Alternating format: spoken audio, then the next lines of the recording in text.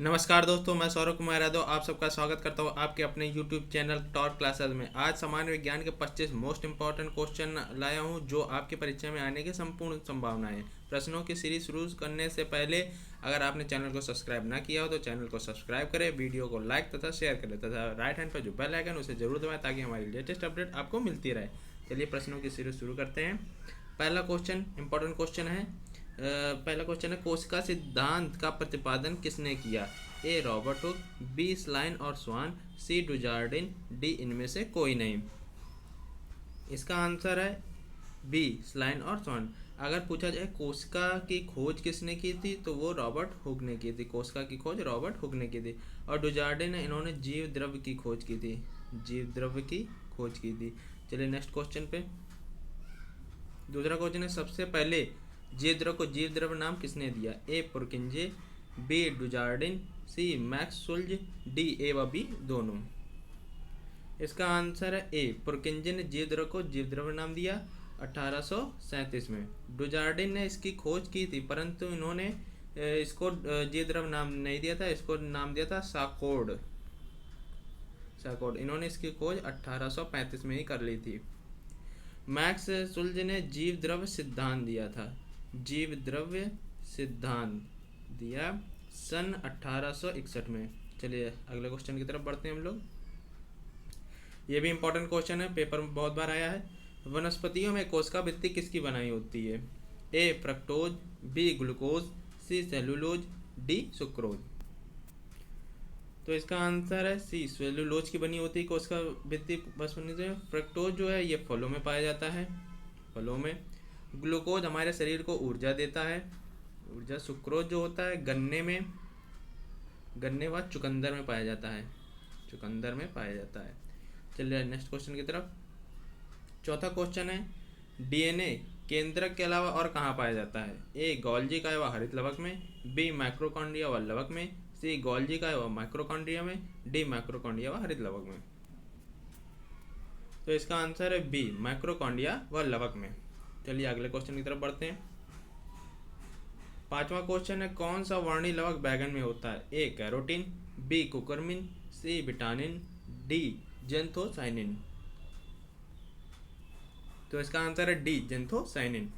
Carotene जो होता है वो गाजर में पाया जाता है, गाजर में। कुकरमिन हल्दी में पाया जाता है। विटामिन जो होता है चुकंदर में पाया जाता है। पूछा जाए अगर वर्णी लवक क्या होता है तो ये पौधों के रंगीन भागों में पाया जाता है। वर्णी लवक पौधों के रंगीन भागों में पाया जाता है। चलिए अगले क्वेश्चन की तरफ बढ़ते हैं। मानव शरीर की सबसे छोटी कोशिका है। ये मोस्ट इंपॉर्टेंट क्वेश्चन है, बहुत बार पेपर में आया है। ऑप्शन है ए तंत्रिका कोशिका, बी शुक्राणु कोशिका, सी अंडाणु या डी इनमें से कोई नहीं। तो इसका आंसर है बी शुक्राणु कोशिका मानव शरीर की सबसे छोटी कोशिका है। अगर पूछा जाए सबसे बड़ी कोशिका क्या है, वो है अंडाणु। ये सबसे बड़ी कोशिका, यह फीमेल में पाया जाता है। शुक्राणु ये मेल में पाया जाता है। अगर पूछा जाए सबसे लंबी कोशिका कौन सी है तो वो तंत्रिका कोशिका है। अगर पेपर में अंडाणु ना दिया हो और पूछा सबसे बड़ी कोशिका क्या है तो तंत्रिका कोशिका लगा दी जाती है। चलिए आगे क्वेश्चन बढ़ते हैं। सातवां क्वेश्चन है, हाइड्रोक्लोरिक एसिड को कांच में नहीं रखा जाता है क्योंकि यह अभिक्रिया कर लेता है। ए कांच के सोडियम ऑक्साइड से, बी प्रकाश से, सी कांच के सिलिकॉन ऑक्साइड से, डी कांच के पोटेशियम ऑक्साइड से। तो इसका आंसर है सी कांच के सिलिकॉन ऑक्साइड से अभिक्रिया कर लेता है। अगले क्वेश्चन की तरफ बढ़ते हैं। अल्कोहलिक खमीर का आखिरी उत्पाद क्या है? ए एसिटल्डिहाइड, बी फॉर्मल्डिहाइड, सी पारोविक एसिड, डी एथिल अल्कोहल। तो इसका जो आखिरी उत्पाद है इसका आंसर एथिल अल्कोहल है। एथिल अल्कोहल किण्वन विधि द्वारा बनाया जाता है, किण्वन विधि द्वारा बनाया जाता है। चलिए अगले क्वेश्चन की तरफ बढ़ते हैं। नवा क्वेश्चन इंपॉर्टेंट क्वेश्चन है ये। अगर आप एक लिफ्ट में खड़े हैं, उस लिफ्ट के फर्श पर आपके द्वारा लग रहा बल होगा। लिफ्ट के त्वरण जाते समय शून्य होगा, बी लिफ्ट के त्वरण से किसी भी दिशा में जाते समय शून्य होगा, सी लिफ्ट के त्वरण का मान बदलने पर प्रभावित होगा, डी चौथा ऑप्शन है लिफ्ट के त्वरण के नीचे जाते समय शून्य होगा। तो इसका आंसर है डी लिफ्ट के त्वरण के से नीचे जाते समय शून्य होगा। जब अगर आप लिफ्ट में हो, अगर मान लीजिए लिफ्ट का तार जो कट जाता है, जब आप नीचे तरफ गिरते हैं तो आपका भार फ्री हो जाता है, तो आपका भार क्या होता है, शून्य होता है। चलिए नेक्स्ट क्वेश्चन की तरफ बढ़ते हैं। प्रतिवर्ती क्रियाओं का नियंत्रण केंद्र कहाँ है? ए कशेरुक रज्जु, बी अनुमस्तिष्क में, सी मेरु रज्जु में, या डी तंत्रिका कोशिका में। इसका आंसर है ए कशेरुक रज्जु में। चलिए नेक्स्ट क्वेश्चन की तरफ बढ़ते हैं। 11वां क्वेश्चन, किसी तत्व के परमाणु में 2 इलेक्ट्रॉन, 2 प्रोटॉन, 2 न्यूट्रॉन हो, उस द्रव की द्रव्यमान संख्या क्या होगी? इस तत्व की द्रव्यमान संख्या क्या होगी? ए 4, बी 6, सी 8, डी 10। इसका आंसर है ए 4 होगी। तो क्यों होगी? क्योंकि इलेक्ट्रॉनों की संख्या प्लस न्यूट्रॉनों की संख्या बराबर होती है प्रोटॉनों की संख्या प्लस न्यूट्रॉनों की संख्या। तो इलेक्ट्रॉनों की संख्या कितनी? 2 प्लस न्यूट्रॉन की संख्या 2 बराबर है 2 प्रोटॉन प्लस 2 न्यूट्रॉन बराबर 4। तो इसका आंसर 4 होगा। चलिए अगले क्वेश्चन की तरफ बढ़ते हैं। थायराइड ग्रंथि से थायरॉक्सिन स्रावित करने के लिए उत्तेजित करने वाला अंतःस्रावी हार्मोन है? ए एफएसएच, बी एलटीएच, सी टीएसएच, या डी एसीटीएच। इसका आंसर है सी टीएसएच। इसका फुल फॉर्म होता है थायराइड स्टिमुलेटेड हार्मोन। चलिए अगले क्वेश्चन पे बढ़ते हैं। 13वां क्वेश्चन, तंबाकू निषेध दिवस कब मनाते हैं? ए 5 जून, बी 5 मई, सी 22 अप्रैल, डी 16 सितंबर।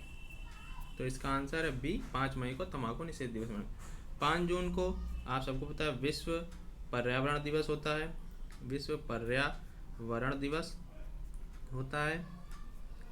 16 सितंबर को ओजोन दिवस मनाया जाता है, ओजोन दिवस मनाया जाता है। तथा 22 अप्रैल को पृथ्वी दिवस होता है, 22 अप्रैल को पृथ्वी दिवस मनाया जाता है।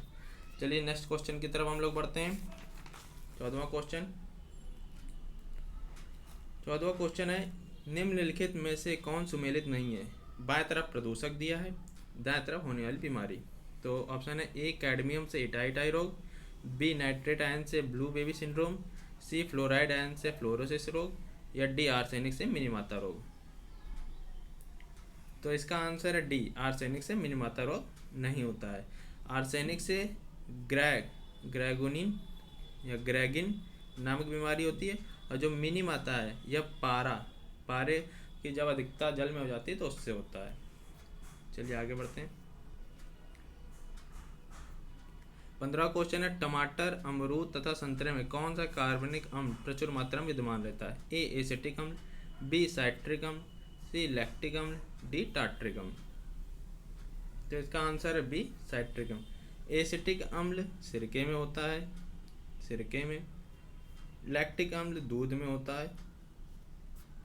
टार्ट्रिक अम्ल इमली, केला तथा अंगूर में पाया जाता है। चलिए आगे बढ़ते हैं। इंपॉर्टेंट क्वेश्चन है ये। सर्वाधिक स्थायी पारिस्थितिकी तंत्र किसका होता है? ए वन का, बी पर्वत का, सी महासागर का, डी मरुस्थल का। तो इसका आंसर है सी महासागर का।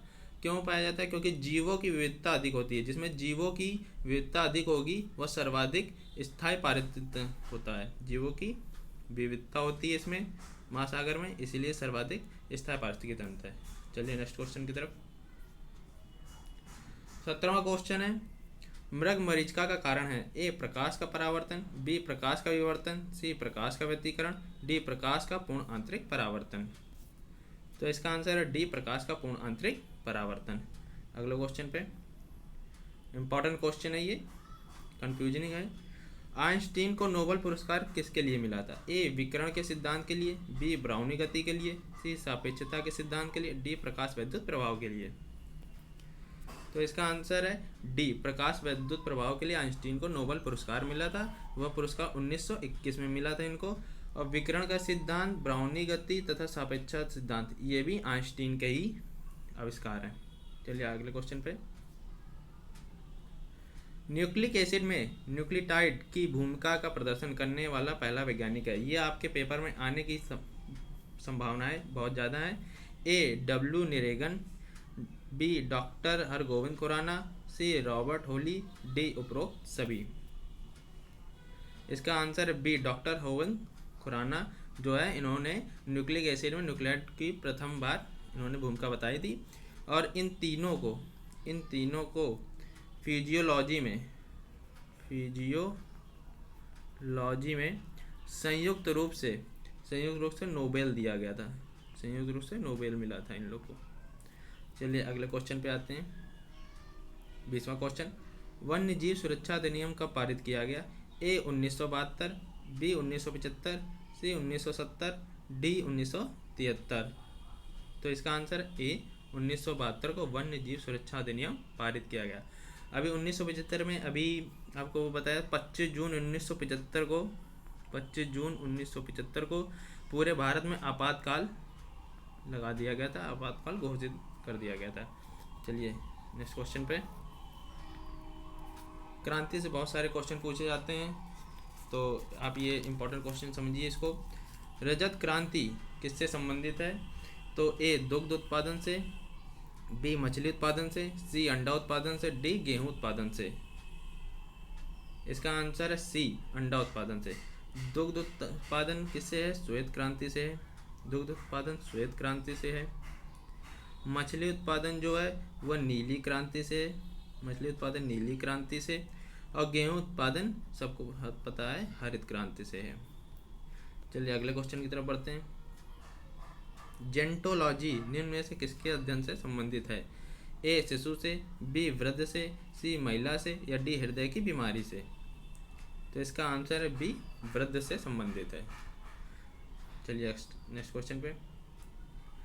केसर का सूखा किसका सूखा मिश्रण होता है? ए पंखुड़ी और जड़ों का, बी फूल के बीज बनने वाले भागों का, सी बीज व कलियों का, डी पत्ती व फूलों का। इसका आंसर है बी फूल के बीज बनने वाले भागों का। अगले क्वेश्चन की तरफ बढ़ते हैं हम लोग। इंपॉर्टेंट क्वेश्चन है ये, इंपॉर्टेंट क्वेश्चन।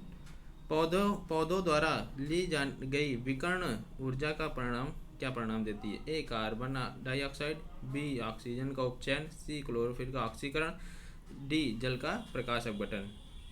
तो इसका आंसर है डी जल का प्रकाश अपघटन होता है जब पौधों द्वारा ली गई विकर्ण ऊर्जा यही परिणाम देती है। चलिए अगले क्वेश्चन, आखिरी क्वेश्चन की तरफ बढ़ते हैं हम लोग। निम्नलिखित में से कौन सी वास्तविक मछली है? ए जेलीफिश, बी रजत मीन, सी कैटफिश, या डी स्टारफिश। तो इसका आंसर है सी कैटफिश जो है वास्तविक मछली। रजत मीन एक कीट होता है, रजत मीन एक कीट होता है। दोस्तों आपको अगर वीडियो अच्छी लगी हो तो चैनल को सब्सक्राइब करें, वीडियो को लाइक तथा शेयर करें तथा राइट हैंड पर जो बेल आइकन है उसे जरूर दबाएं ताकि हमारी लेटेस्ट अपडेट और सीरीज आपको मिलती रहे। धन्यवाद।